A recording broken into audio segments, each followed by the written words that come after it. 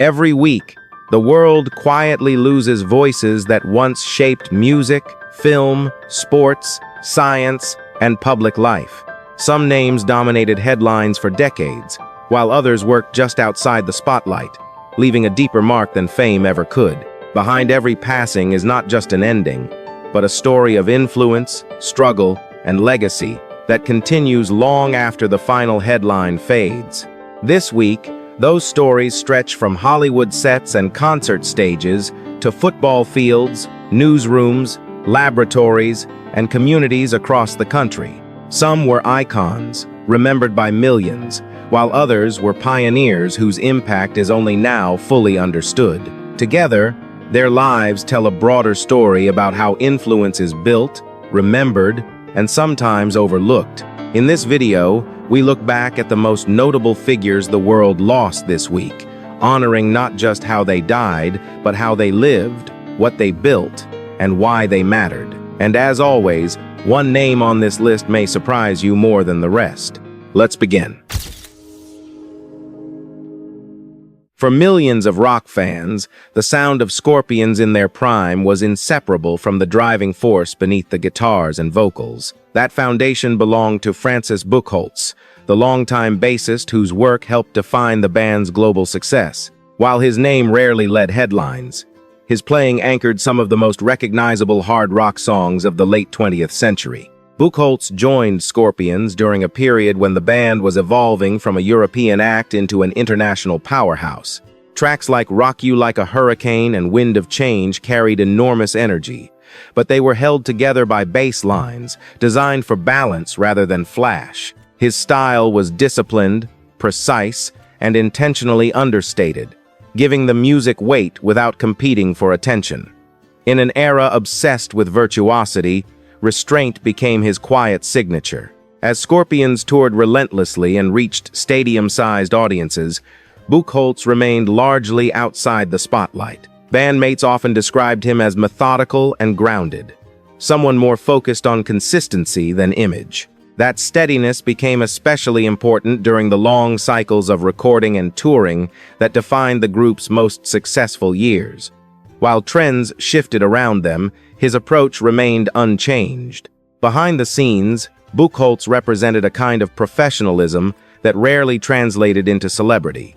He showed up, played his part, and allowed the music to speak for itself. Fans who later revisited Scorpions' catalog often realized how much of the band's identity rested on elements that were easy to overlook at first listen. When illness forced him to step away from public life, the loss was subtle rather than dramatic. There were no final tours or public farewells, only the gradual absence of a presence that had once been constant.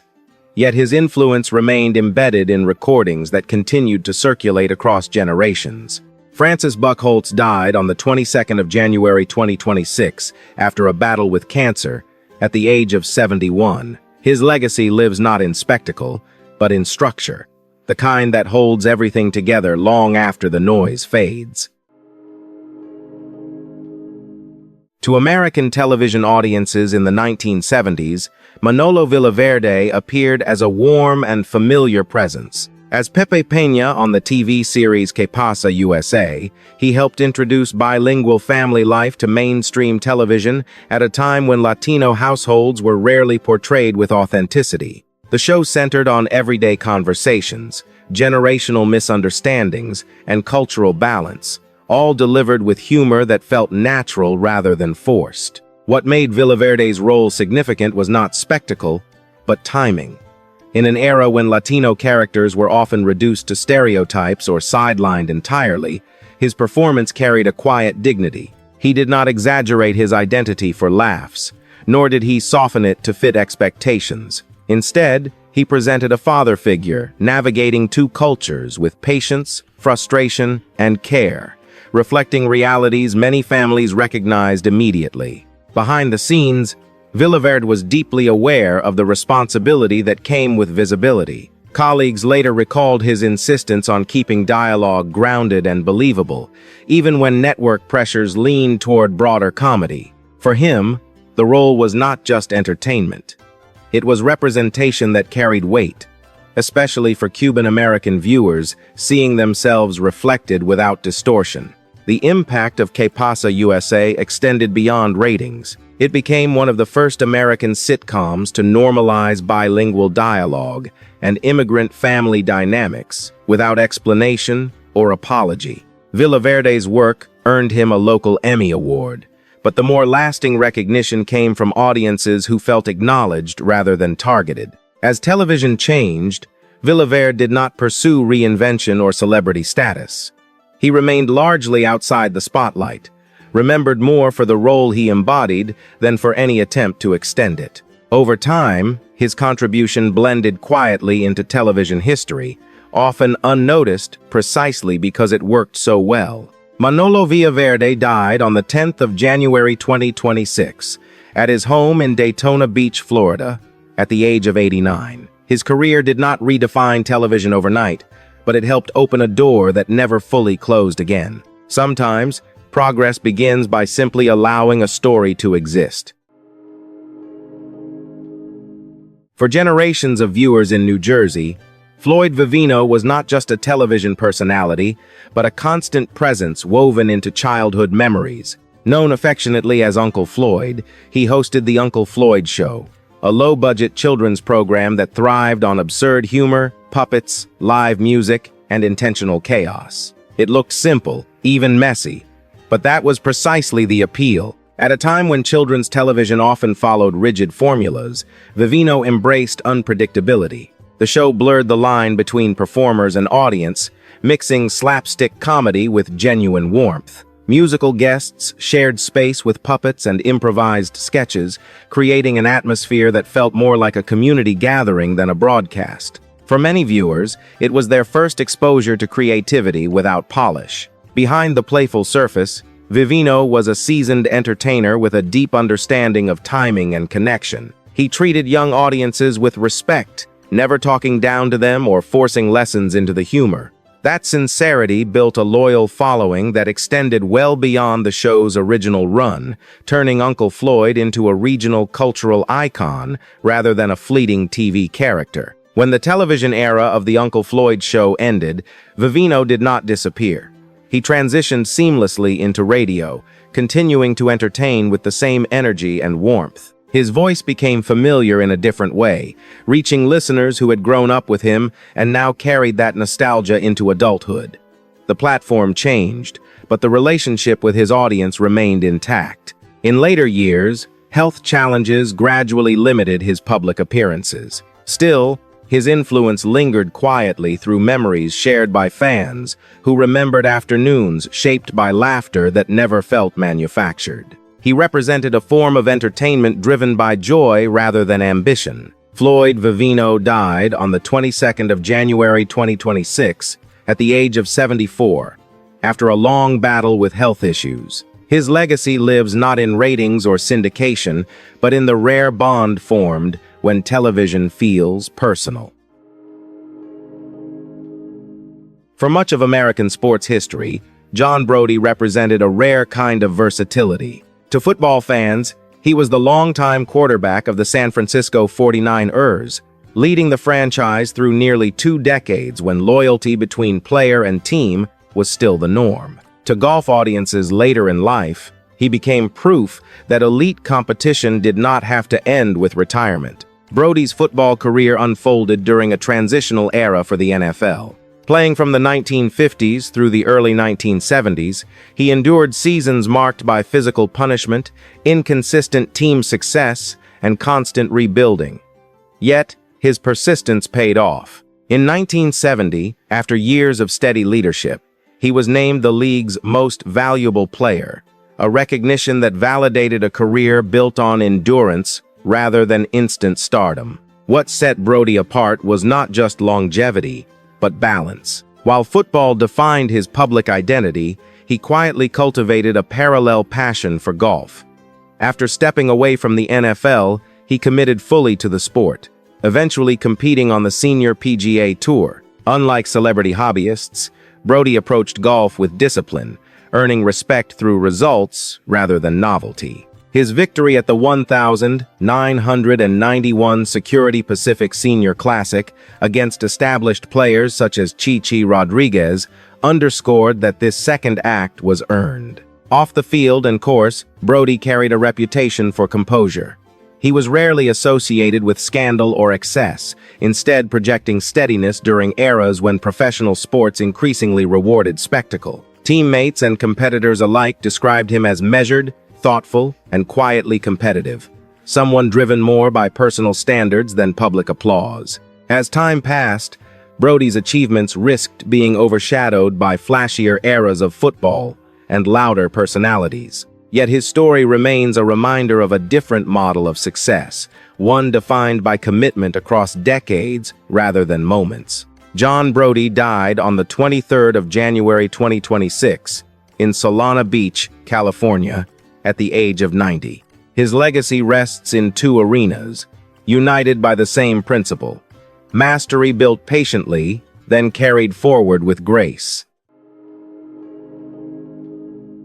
In the world of reggae and global popular music, rhythm often speaks louder than words. Few understood that better than Sly Dunbar, whose drumming helped shape not just a genre, but an entire musical language that traveled far beyond Jamaica. As one half of the legendary rhythm duo Sly and Robbie, Dunbar became a foundation behind countless recordings that crossed styles and borders. His work powered classic tracks for artists like Peter Tosh and later extended into collaborations with musicians as varied as Bob Dylan, the Rolling Stones, and No Doubt. What unified these projects was not genre, but feel. Dunbar's rhythms were precise yet fluid, mechanical in discipline but human in expression. Unlike drummers who emphasized raw force, Dunbar was known for control. He blended traditional reggae patterns with electronic textures, drum machines, and studio experimentation long before such approaches were common. That willingness to innovate helped push reggae into new spaces without stripping it of its identity. His beats were not just supportive, they were architectural, shaping how songs moved and breathed. Behind the scenes, Dunbar was respected as a meticulous craftsman. Producers and musicians frequently relied on his instincts when recording stalled or arrangements felt incomplete. He understood space as much as sound, knowing when restraint carried more power than complexity. That sensitivity allowed him to adapt seamlessly across decades of changing musical trends. As reggae's influence spread globally, Dunbar's contributions often went unnoticed by casual listeners. His name rarely appeared at the center of attention, even as his rhythms underpinned songs heard by millions. Yet within the industry, his reputation was unmistakable. He was a drummer other drummers studied, a producer whose choices quietly set standards. In later years, health challenges reduced his public visibility, but his work never faded. The recordings remained, continuing to educate new generations about groove, balance, and intention. Sly Dunbar died on the 26th of January 2026 at the age of 73. His legacy is not a single hit or era, but a pulse that continues wherever rhythm drives memory. Long after the song's end, his rhythm is still there, holding them together. For millions of television viewers, the humor of Seinfeld felt effortless, almost accidental. Scenes unfolded in long takes, conversations lingered in uncomfortable pauses, and punchlines arrived without warning. Much of that rhythm was shaped by Tom Cherones, the director who helped define the show's earliest identity. Cherones served as Seinfeld's primary director during its first 5 seasons, a period when the series was still finding its voice. At the time, its humor was unconventional, built around silence, repetition, and social awkwardness, rather than traditional sitcom setups. Cherones understood that restraint was the point. He resisted visual excess, allowing scenes to breathe and letting the comedy emerge from timing rather than emphasis. Episodes such as The Chinese Restaurant, The Parking Garage, and The Contest relied heavily on pacing and spatial awareness. These were not fast-moving stories, but contained environments where characters circled the same frustrations repeatedly. Cherones treated these limitations as strengths, using static framing and extended dialogue to heighten discomfort. What might have felt flat in other hands became iconic. Before his work in television, Cherones served in the United States Navy during the 1960s, an experience that shaped his sense of discipline and structure. Colleagues later noted how methodical he was on set, calm under pressure, and deeply respectful of actors' instincts. He did not impose comedy. He protected it. As Seinfeld grew into a cultural phenomenon, Cherones eventually stepped back, his influence often overshadowed by the show's stars and writers. Yet many of the elements audiences associate with its early tone were established under his direction. The visual simplicity, the patience, and the confidence to let silence do the work, all traced back to his approach. In later years, Cherones lived quietly, away from the industry that his work had helped reshape. His name rarely surfaced in mainstream conversations about television history, even as his episodes continued to be watched, quoted, and studied. Tom Cherones died on the 5th of January 2026, at his home in Florence, Oregon, at the age of 86, after complications from Alzheimer's disease. His legacy survives in moments where nothing seems to happen, and everything somehow does. For decades, comic book readers around the world absorbed heroic imagery without ever knowing the name behind it. Sal Buscema was one of those artists whose work became inseparable from characters far more famous than he ever was. His drawings helped define the visual language of Marvel Comics during a period when storytelling relied as much on clarity as spectacle. Buscema spent much of his career illustrating some of Marvel's most enduring titles, including The Spectacular Spider-Man, The Incredible Hulk, Captain America, and The Avengers. His style was not flashy or experimental. Instead, it emphasized motion, anatomy, and emotional readability. Readers always knew where to look, what mattered, and how a scene was meant to feel. That consistency made him invaluable during long-running series where reliability mattered more than novelty.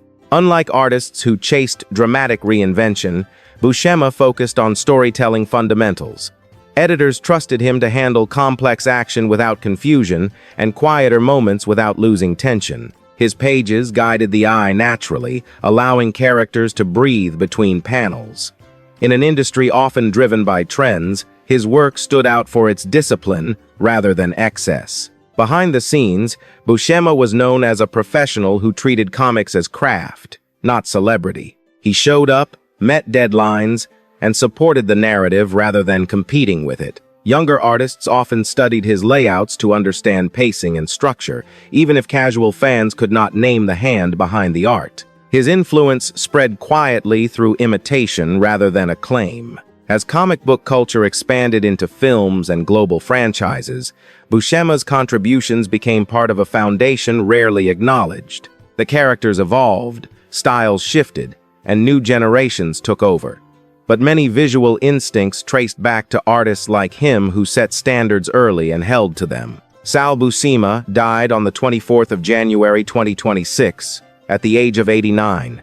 His legacy lives in countless panels turned, moments remembered, and stories understood without explanation. Sometimes, the clearest voice is the one guiding the story without asking to be seen.